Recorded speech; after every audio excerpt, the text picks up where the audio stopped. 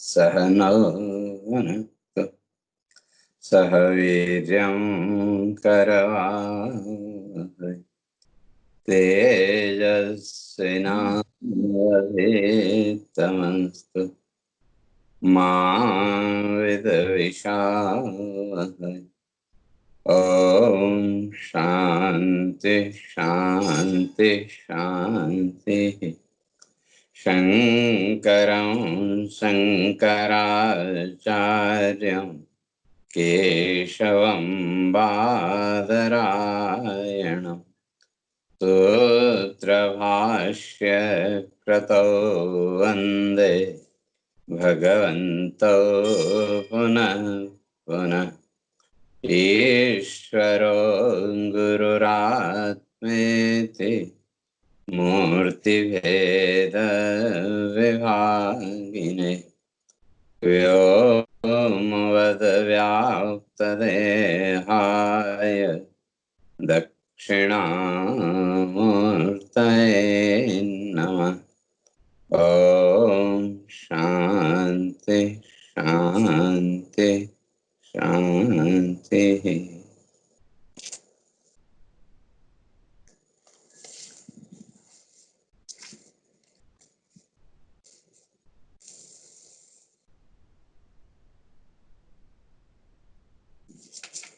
दो विचार चल रहा था कि प्रसादे सर्व दुखानां हानिरस्योपजायते प्रसन्न चेतसो ह्यासु बुद्धि पर्यवतिष्ठते। तो प्रसादे सर्व दुखानां हानि, तो जो चित्त की प्रसन्नता है, जो आंतरिक प्रसन्नता है, या यूं कहें कि ईश्वर भाव से युक्त मन के होने पर जो एक प्रसन्नता का, एक आनंद का भाव प्रकट होता है, वो प्रसन्नता का भाव हानि सर्व दुखानाम, जीवन के सारे दुखों का ना। और दुख का अर्थ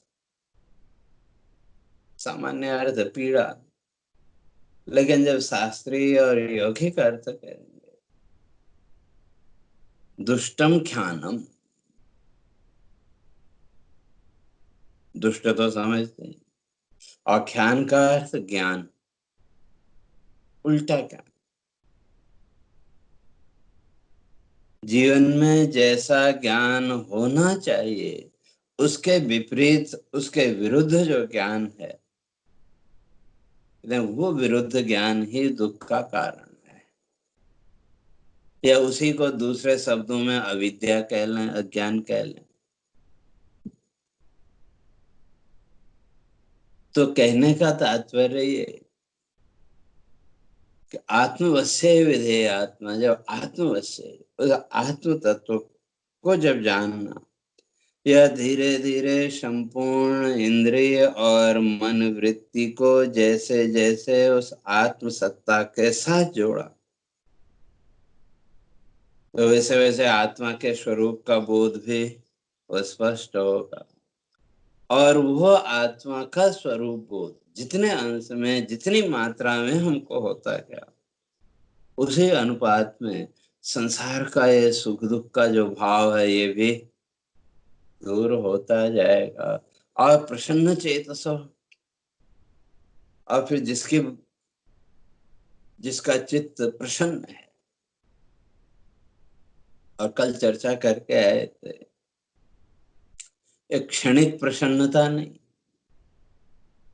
तो हमारे संसार की कोई मन की इच्छा पूरी हो गई तो थोड़ी देर के लिए मन प्रसन्न तो हुआ, लेकिन वो स्थायी नहीं, थोड़ी देर का ही। और अगर देखें वास्तव में, तो महर्षि गौतम कहते हैं वो भी दुख ही है, सुख नहीं है। क्योंकि इस भौतिक जगत में, इस संसार में मन की इच्छाओं के पूरा होने पर जो सुख का भाव प्रकट हुआ थोड़ी देर के लिए, उस सुख के भाव के साथ साथ उस सुख की स्थिति को बनाए रखने की चिंता भी आई कि नहीं? जो भी आपकी इच्छा थी, जो भी मन की इच्छा पूरी हुई,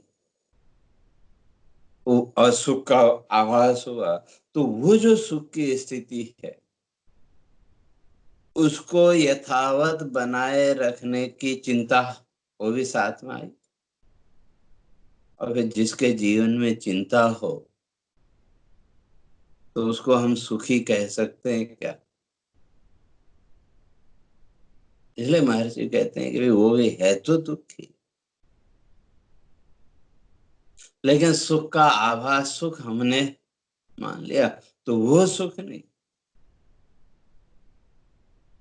वो प्रसन्नता नहीं, बल्कि आंतरिक प्रसन्नता जो स्वस्वरूप बोध के द्वारा प्रकट हो।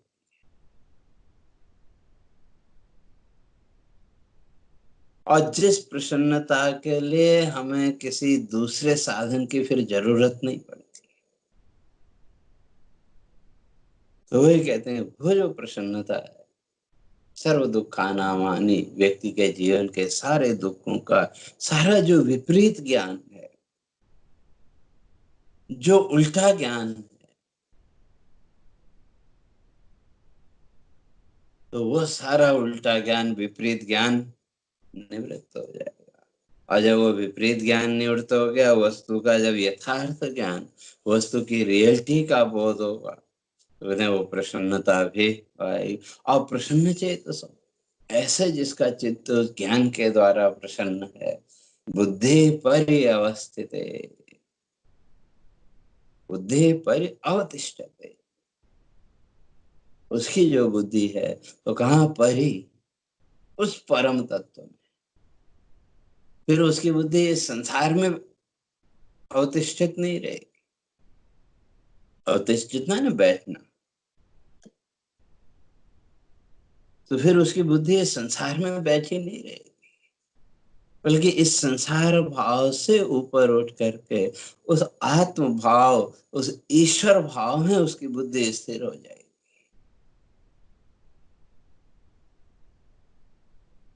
तो अभी तक अगर देखें तो हमारी जो बुद्धि वृत्ति है, ठीक है, हमने ईश्वर को भी माना, ईश्वर की पूजा अर्चना भी की,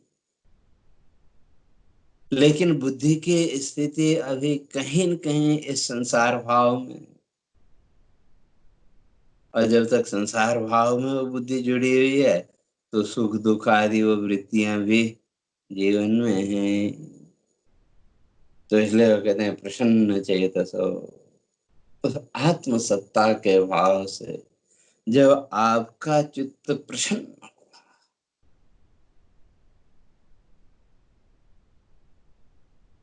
तो वो प्रसन्नता बाह्य विषयों की प्रसन्नता नहीं, स्वस्वरूप के आनंद की अनुभूति की प्रसन्नता। तो जैसे जैसे स्वस्वरूप बोध, स्वयं के स्वरूप का आनंद बोध स्पष्ट, और ये आनंद बोधता खाली मुंह से बोलने से आ जाएगी ऐसा नहीं, उसके लिए हमें स्वयं को इस शरीर भाव से, इस देह भाव से ऊपर उठाना पड़ेगा। पहले भी शायद एक दिन चर्चा करके आए,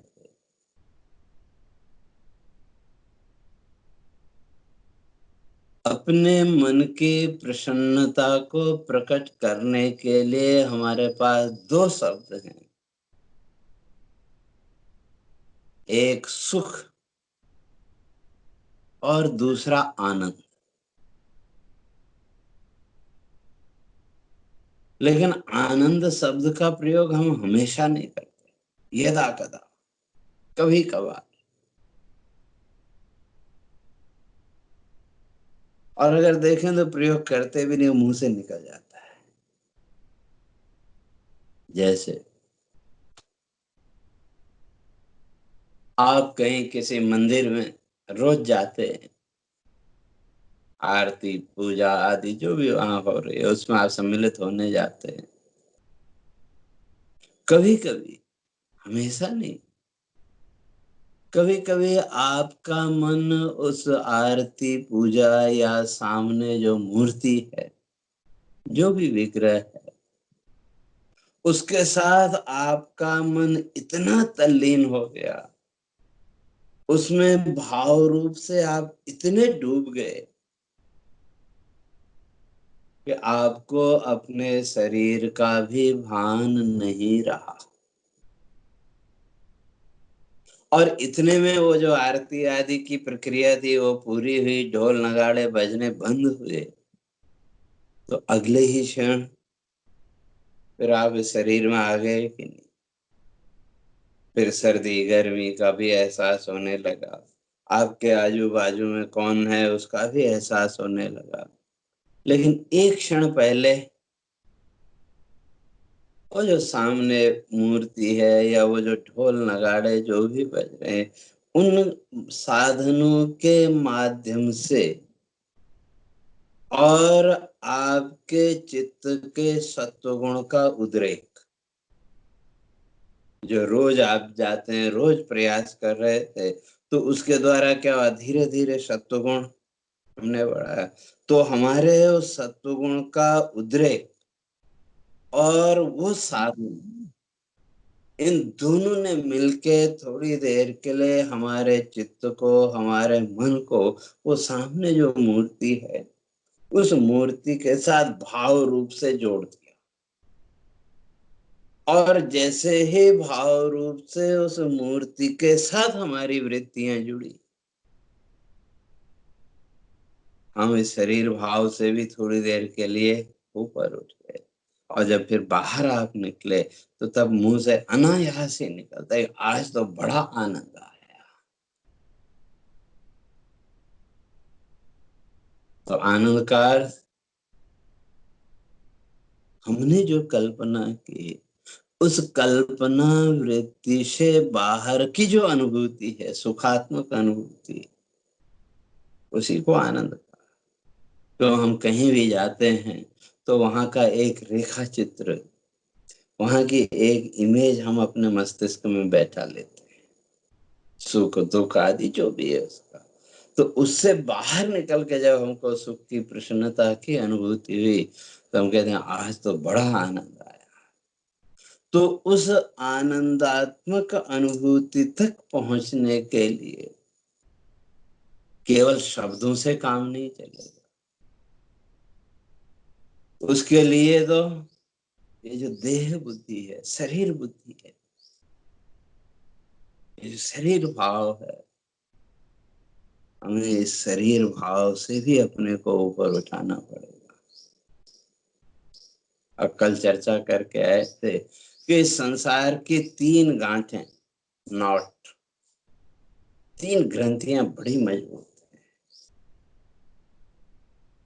पहली ग्रंथि ये देह ग्रंथि, शरीर भाव, शरीर बुद्धि। और दूसरी ग्रंथि है स्त्री पुरुष की, मेल फीमेल की ग्रंथि। और तीसरी ग्रंथि घर परिवार की, संसार की ग्रंथि। इसलिए शास्त्रकार कहते हैं कि संसार में ये 3 ग्रंथियां हैं, ये 3 गांठें हैं।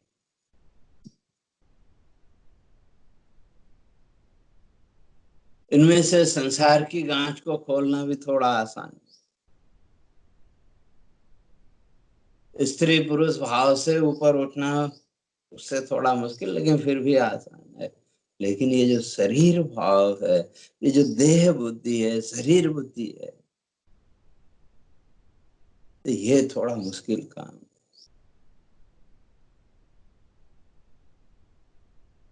इसलिए इस शरीर भाव से भी जब तक हम अपने आप को ऊपर नहीं उठाएंगे, तब तक वो आनंद की अनुभूति नहीं होगी।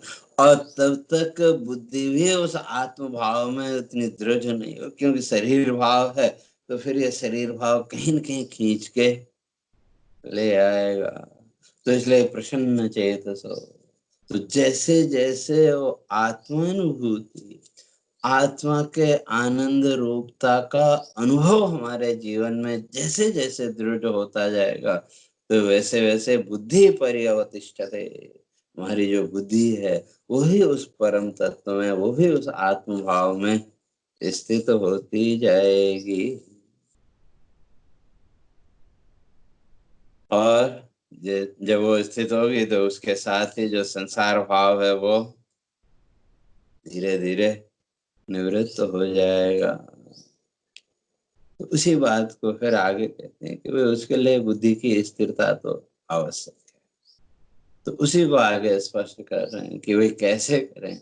नास्ति बुद्धि अयुक्तस्य न चायुक्तस्य भावना न चाभावयतः शांति अशांतस्य कुतः सुखम। कहते हैं अशांतस्य कुतः सुखम, जिसका मन ही शांत नहीं है और उसको सुख कहाँ है।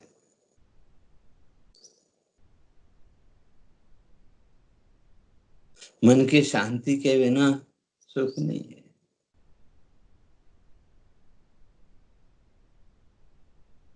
और हमारा जो मन है, उस मन की अशांति का कारण हमारा ये संसार भाव,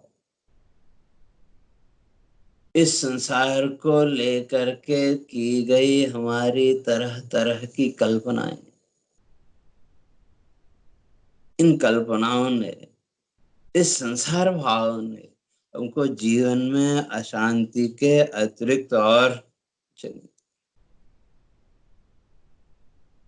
इसे कहते हैं अशांतस्य कुतः सुखम। जो अशांत है कहते हैं उसको सुख कहाँ है। सुख तो शांति में ही है। लेकिन वो जो शांति है वहां भी फिर दो भेद की है। एक कृत्रिम शांति और एक स्वाभाविक शांति, सहज शांति। कृत्रिम शांति है कि इच्छा पूरी हुई कोई तो थोड़ी देर के लिए शांति का भाव आ गया, लेकिन स्वरूप बोध, स्वयं की सत्ता का जो ज्ञान है, वो शाश्वत शांति, अकृत्रिम शांति की स्थिति में ले जाएगा। लेकिन उसके लिए कहते हैं नास्ति बुद्धि अयुक्तस्य, कहते हैं अयुक्तस्य, जो अयुक्त है,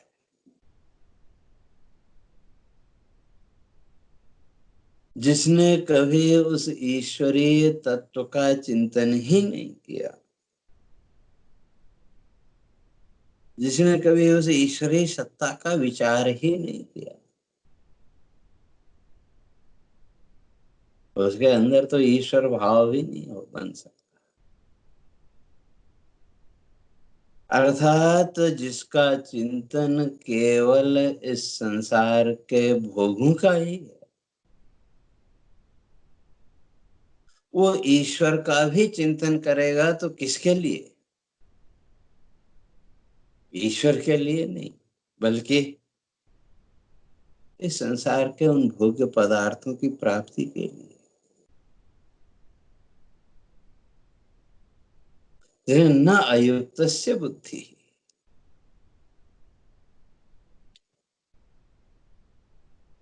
अयुक्तस्य, जो अयुक्त है, अयोग्य है,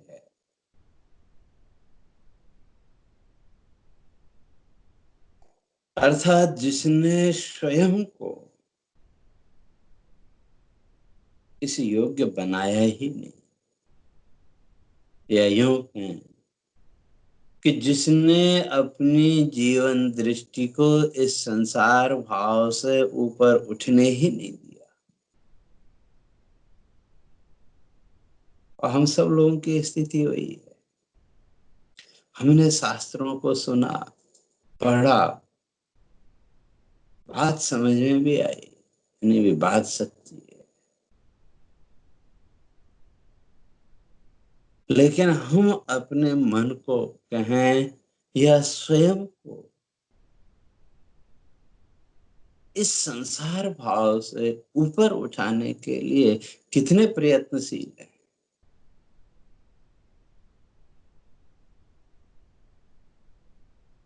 हमने तो 1 घंटा आधा घंटा प्रवचन सुना या कोई अच्छी पुस्तक पढ़ी, भगवान की पूजा अर्चना की, बस हमने समझ लिया कि भाई हमारा काम हो गया।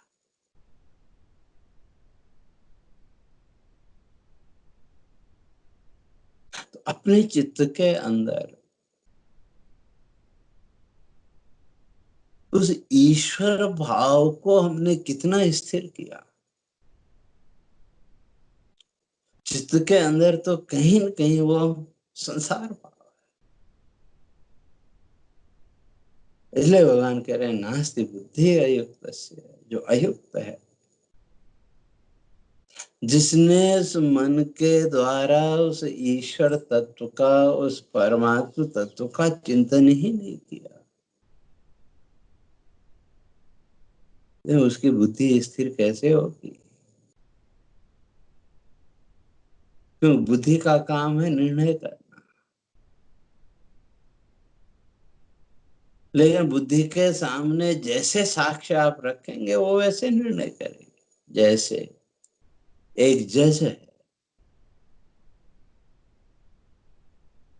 वो जो जज है, न्यायाधीश है, वो जो भी निर्णय करता है किस आधार पर?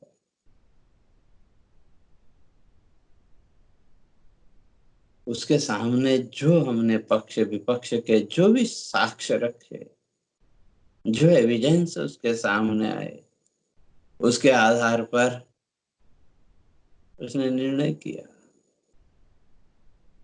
तो इसी तरह से हमारी जो बुद्धि वृत्ति है,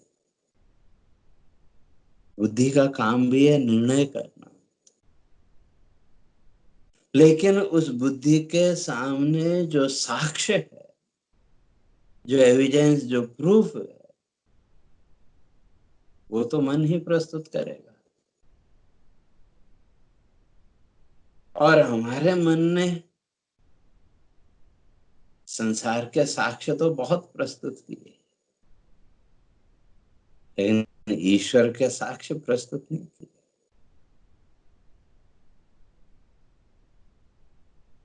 या अगर ईश्वर की ही बात करें तो ईश्वर का चिंतन किया, लेकिन कितने अर्थ में?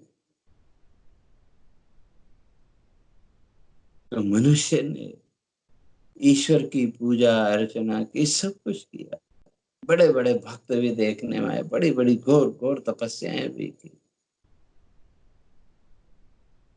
अभी तो श्रावण का महीना चल रहा है तो बहुत से जगह लोग बड़ी भक्ति में लगे,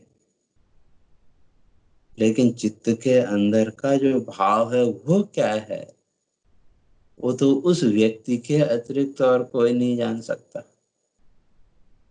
लेकिन ज्यादातर इस भक्ति के भाव में भी कहीं न कहीं ये संसार भाव बैठा है कि किसके लिए हम पूजा करते हैं। या यूं कहें कि मनुष्य ने ईश्वर को समझा क्या? बहुत ज्यादा दूर जाने की जरूरत नहीं है, किसी दूसरे के ऊपर भी टीका टिप्पणी की जरूरत नहीं है। हम अपना ही आत्म मंथन करें, अपने ही अंतर को टटोल के देखें, तो हमने ईश्वर को क्या माना? ऋषियों ने कहा, हमारे महापुरुषों ने, बुजुर्गों ने कहा, इसलिए हमने उस ईश्वरीय सत्ता को स्वीकार तो कर लिया, तो मान लिया कि हाँ ईश्वर है। अगर ईमानदारी से कहें,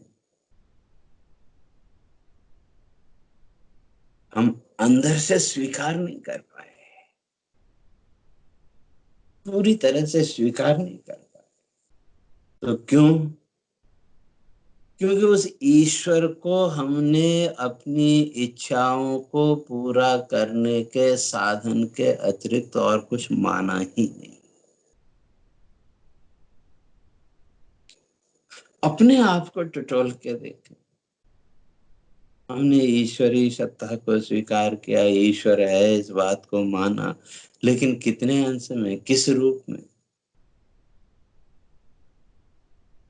हमारी ये जो संसार की इच्छाएं हैं, इस जगत की जो भी जैसी भी इच्छाएं, उन इच्छाओं को पूरा करने के साधन के अतिरिक्त हमारी दृष्टि में ईश्वर और क्या है?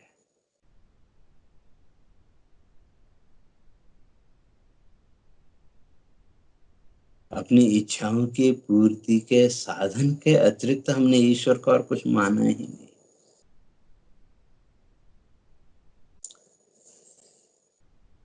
और जब साधन से ज्यादा हमने उस ईश्वर को कुछ माना ही नहीं, तो फिर उसके विचार की भी जरूरत नहीं पड़ी। क्योंकि एक साधन नहीं तो दूसरा काम आ जाए। तो आपको कहीं जाना हो तो वहां जाने के कितने साधन हैं? बस भी होगी, ट्रेन भी होगी और दूसरे साधन भी होंगे।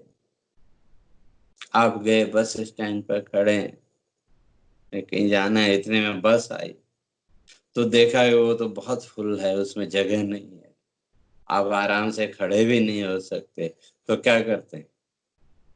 चलो इसको जाने तो, दूसरी आएगी उसमें। तो इसी तरह से जब तक ईश्वर के प्रति ये साधन दृष्टि, तो तब तक वो ईश्वरीय भाव भी बन नहीं सकता, उस ईश्वर का चिंतन भी नहीं हो सकता। तब तक हमारी बुद्धि उस ईश्वरीय भाव से युक्त नहीं हो सकती, क्योंकि साधन एक नहीं तो दूसरा। इसीलिए जीवन में ये विचलन,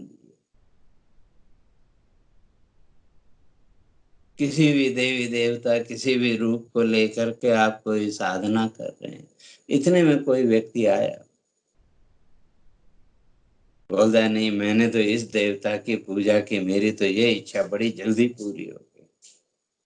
तो आदमी क्या सोचता है कि चलो इसको भी कर लो, इसकी भी पूजा कर लो, तो इससे जो है तो शायद मेरी भी इच्छा पूरी हो जाए। तीसरा व्यक्ति आया, उसने कोई तीसरा को बताया,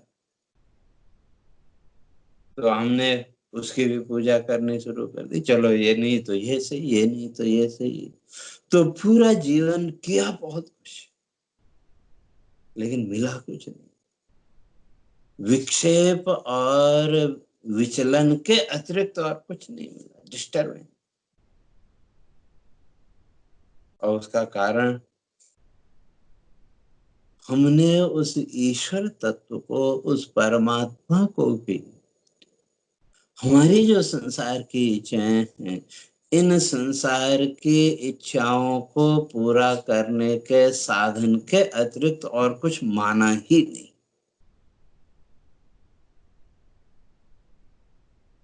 और जब उस ईश्वर को भी हमने एक साधन ही मान रखा है, तो फिर बुद्धि उससे युक्त कैसे होगी? इसलिए कहते हैं नास्ति बुद्धि अयुक्तस्य, अयुक्तस्य नास्ति बुद्धि। जो अयुक्त है, जिसने जीवन में इस संसार भाव के अतिरिक्त और कुछ सोचा ही नहीं, तो उसकी बुद्धि फिर ईश्वर भाव में कैसे लग जाएगी, ईश्वर के साथ कैसे जुड़ेगी? बड़ा मुश्किल काम है। एक तरफ हम इस संसार भाव को भी सजाए रखें, और दूसरी तरफ वो ईश्वरीय भाव भी हमारे अंदर बन जाए। भगवान कहते हैं ये बड़ा मुश्किल काम है। इसलिए नास्ति बुद्धि अयुक्तस्य, जो अयुक्त है, अर्थात जिसने अभी तक अपने आप को उस योग्य बनाया ही नहीं, तो फिर उसकी बुद्धि भी उस आत्म भाव में, उस ब्रह्म भाव में कैसे स्थिर होगी? तो अगर हम जीवन का विश्लेषण करके देखें, अपना ही विश्लेषण करें, सेल्फ इंट्रोस्पेक्शन, आत्म विश्लेषण अगर हम करें, तो हमने स्वयं को क्या माना है?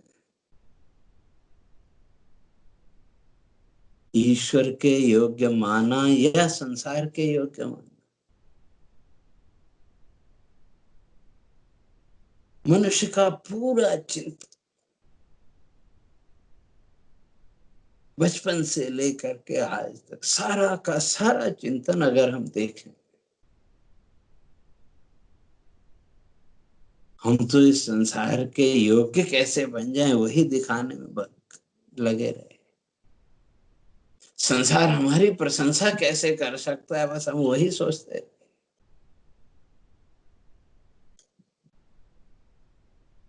तत्व चिंतन का या उस ईश्वरीय तत्व का हमने विचार ही नहीं किया, या विचार भी किया तो संसार हमको कैसे प्रतिष्ठा दे, कैसे हमारी पूजा करे, कैसे संसार हमको सम्मान दे, तो पूरा जीवन का अगर विश्लेषण हम करके देखें तो वही रहा कि नहीं।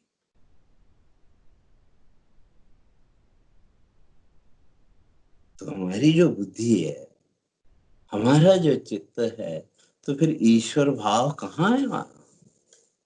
हम तो संसार भाव है। हमने भगवान की भी पूजा की तो वो भी किसके लिए?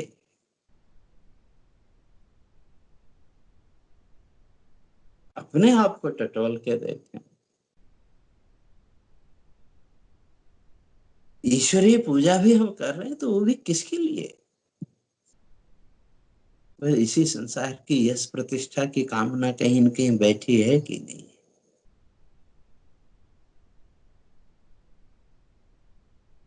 तो हमने अपना पूरा जीवन, पूरा चिंतन इस संसार भाव के अतिरिक्त और कहाँ लगाया? हमने अपनी दृष्टि को, अपने चिंतन को उस ईश्वरीय तत्व की ओर, उस आत्मा की ओर लगाया ही नहीं। और जब उस ईश्वरीय तत्व का हमने चिंतन ही नहीं किया तो एकदम वो भाव भी कहाँ हृदय में पैदा होगा? हमारा चिंतन तो कहीं न कहीं इस संसार भाव का ही है कि नहीं। अब वो किस रूप में है वो एक अलग चीज है। उसके लिए किसी प्रमाण या उसकी जरूरत नहीं। हम अपने आप को टटोल के देखें तो स्थिति अपने आप स्पष्ट हो जाएगी।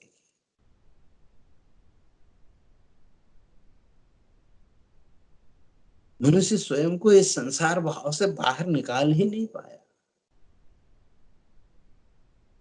और दूसरी तरफ चाहता भी है कि बस हमको तो सुख ही सुख मिले। तो भगवान कहते हैं वो तो नहीं हो सकता, क्योंकि इस संसार में तो अशांति के अतिरिक्त और कुछ नहीं। पहले भी मैं स्पष्ट करके आया था। सुबह जब आपकी आंख खुली तो उस समय अगर देखें, अपने आप को टटोल के देखें, हमारे मन के अंदर एक शांति और एक प्रसन्नता का भाव है कि नहीं? और वो प्रसन्नता का भाव कितनी देर रहा है? ज्यादा से ज्यादा जितनी देर आप अपने कमरे में, जब आप कमरे से बाहर निकले तो जो जो दृश्य आपके सामने आए, उस दृश्य के अनुसार फिर हमारी संसार की कल्पनाएं, संसार के भाव भी प्रकट होते गए। और जैसे जैसे ये संसार भाव बढ़ता गया तो आपके मन की वो जो शांति का भाव था वो धीरे धीरे कहाँ खो गया पता ही नहीं चला। तो इसलिए ये जो संसार है, ये जो जगत है, तो इस जगत में तो अशांति अशांति है। इसलिए भगवान कहते हैं कि भाई जिसने अपने चिंतन को, अपनी जीवन दृष्टि को इस संसार से ऊपर नहीं उठाया, तो उसके जीवन में तो अशांति ही रहेगी। और जब इस संसार भाव से हमने अपने चिंतन को, अपने मन की वृत्ति को ऊपर उठाया ही नहीं, तो जो मन का जो भाव है, मन के अंदर जो भी भाव बनेंगे वो कौन से बनेंगे? संसार के ही बनेंगे। वहां ईश्वरीय भाव नहीं बन सकता, आत्म भाव नहीं बन सकता। जो अपने आप को जैसा योग्य सिद्ध करेगा तो वैसा ही उसके अंदर वो भाव भी वो प्रकट होगा।